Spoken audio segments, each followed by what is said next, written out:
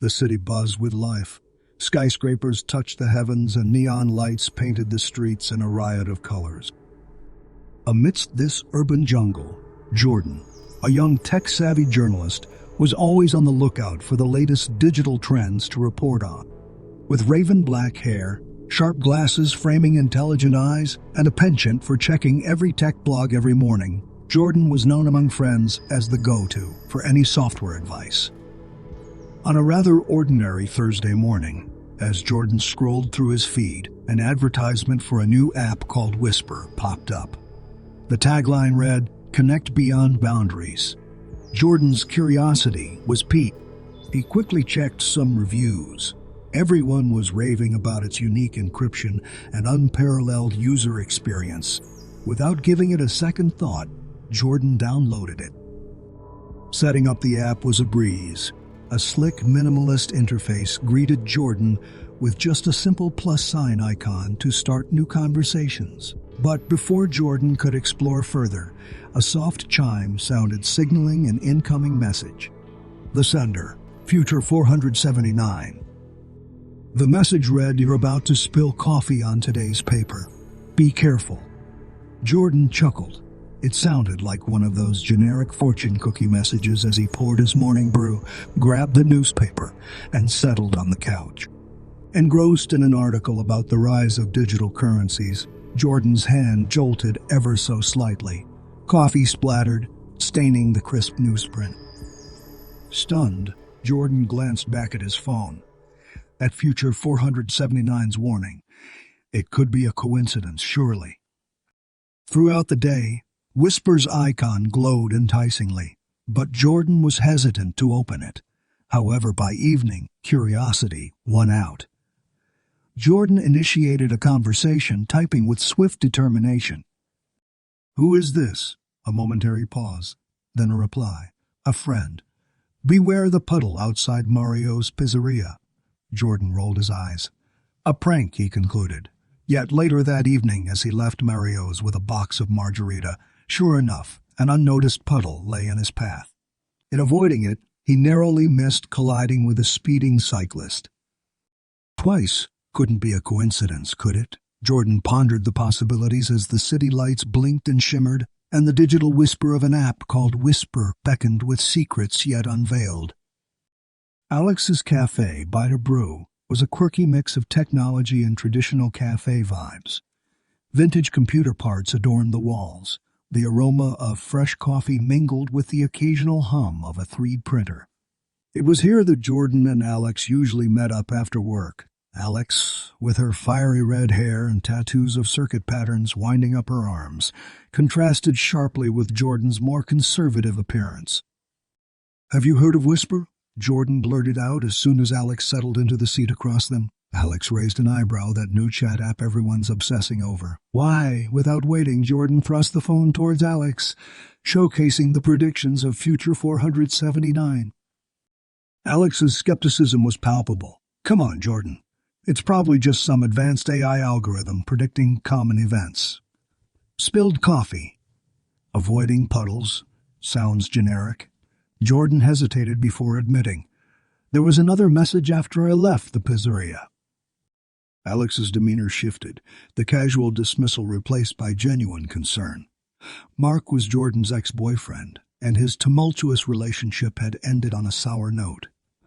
"What did it say?" Alex inquired, her voice softening. "Keep your door locked tonight," Jordan whispered, recalling the chilling message. Alex took a deep breath, her mind clearly racing. Okay, that's specific. But maybe you should consider deleting the app, or at least not taking it too seriously. But as the night deepened and shadows played on the walls of Jordan's apartment, the thought of that message gnawed at them. Every little sound, a distant car horn, the rustling of trees outside, the creak of the building, came magnified. It was late into the night when there was a soft, persistent knocking on the door. Jordan's heart raced. Peeking through the door's peephole, he saw Mark, looking disheveled and agitated. His persistent knocking soon turned into banging. "Jordan, I know you're in there. We need to talk." The minutes felt like hours. But eventually Mark's angry shouts faded, and the corridor returned to its quiet state. Shaken, Jordan sank to the floor, the weight of the app's prophecy bearing down on them. What was Whisper, and who, or what, was behind Future 479? Morning light streamed into Jordan's apartment, dispelling the fears of the night. The events, though, were etched vividly in his mind. After a brief, restless sleep, Jordan decided to take the day off. He was mentally exhausted, torn between dismissing the app's warnings as elaborate pranks or facing the unnerving reality that Whisper was genuinely predicting events. Over a rushed breakfast, another message chimed in, this time more cryptic. Seek a beginning to understand the end. Puzzled, Jordan decided to delve into Whisper's origins. His journalistic instincts kicked in. He started with basic searches, but the app's origins were shrouded in mystery. There were mentions of a small, anonymous developer team, rumors of the software being based on an older, arcane coding language, and whispers of it being more than just an app. Intrigued and determined, Jordan reached out to contacts in the tech industry. One name popped up consistently: Dr. Eleanor Gray, a recluse software developer known for her avant-garde stance on merging traditional coding with quantum computing. Simultaneously, as the day progressed, Jordan's phone buzzed more frequently. Future 479's messages became increasingly desperate. May's thread unravels. The square at noon. The implication was clear. Something was going to happen at the city's main square at noon. The ethical dilemma weighed heavily on Jordan. Was it his responsibility to warn others based on an unverified prediction from an anonymous app? Or would raising an alarm cause undue panic over what might just be a baseless claim? Jordan shared his concerns with Alex over a frantic call. What if it's a hoax, and I end up looking like a fool? But what if it's real, and I did nothing? Alex, ever the voice of reason, responded, "Trust your instincts, Jordan. But also, maybe it's time to meet this Dr. Gray. If there's a grain of truth in all this, she might have the answers." With the clock ticking closer to noon, Jordan was torn. As he pondered his decision, the city outside remained oblivious, its inhabitants moving rhythmically in the dance of daily life, unaware of the potential storm brewing. The city's main square was a vast expanse of cobbled paths, fountains, and age-old statues. By 11:30 a.m., it was brimming with people. Street performers, tourists, office goers grabbing a quick bite, and children laughing and playing. The atmosphere was the usual lively bustle. But for Jordan, each tick of the clock intensified the weight of Future 479's prediction. He paced nervously at the periphery of the square, eyes scanning for anything unusual. Every unexpected shout or sudden movement made his heart skip. Amid this anxiety, Jordan's phone vibrated. A message, but not from Future 479. It was Alex. Met someone who knows Dr. Gray. Sending you the address. She's not what you expect. Before Jordan could process this, another vibration. Future 479 again. Seek the statue of General Holloway. General Holloway's statue stood tall in the square's center, a relic from the past amidst the modern city's hustle. Approaching it, Jordan noticed a small envelope wedged at the statue's base. Cautiously, he retrieved it. Inside, a handwritten note: "Meet me. 43 Cedar Street, 2 p.m. EG." The realization dawned. Dr. Eleanor Gray and Future 479's paths were interwoven. With the noon deadline passing uneventfully, relief washed over Jordan, but was quickly replaced by 1,000 new questions. The address led to a quaint townhouse, a stark contrast to its surrounding high-rises. As Jordan rang the doorbell, it was answered by none other than Dr. Eleanor Gray. Gone was the image of a pioneering tech leader. Instead, she appeared older, her face etched with the weight of years and secrets. Her eyes, however, sparkled with the same intensity. "You've been conversing with my creation," she began without preamble. Jordan was taken aback. You mean Whisper, Future 479? Dr. Gray nodded. Whisper is more than just an app. It's a nexus point, a convergence of coding and quantum realms.